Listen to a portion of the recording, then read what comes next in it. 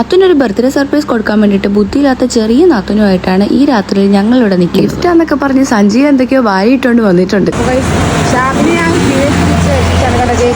Cake ബേക്കറൊക്കെ ആയതുകൊണ്ട് സ്വന്തമായിട്ട് കത്തി പിടിച്ച് കേക്കൊക്കെ ഉണ്ടാക്കിക്കൊണ്ട് വന്നാണ്. വരുന്നവരിൽ അതൊന്ന് പാളി. വന്നു കയറി ഐശ്വര്യം കൊണ്ട് അതാണെങ്കിൽ കരണ്ടും. ഭാഗ്യത്തിന് വേറെ കേക്ക് ഉള്ളത് കൊണ്ട് രക്ഷപ്പെട്ടു. ഇതിന് സൈഡിൽ വെക്കാം. ബർത്ത്ഡേകൾ സ്പോട്ടിൽ എൻട്രി ചെയ്തിട്ടുണ്ട്. ബർത്ത്ഡേകൾ എന്റെ നാത്തൂന്, അതായത് ഇവളുടെ ഇത്ത. ആർത്ത് ചിരിച്ചു വരുന്നതാണ് ഒരനിയൻ.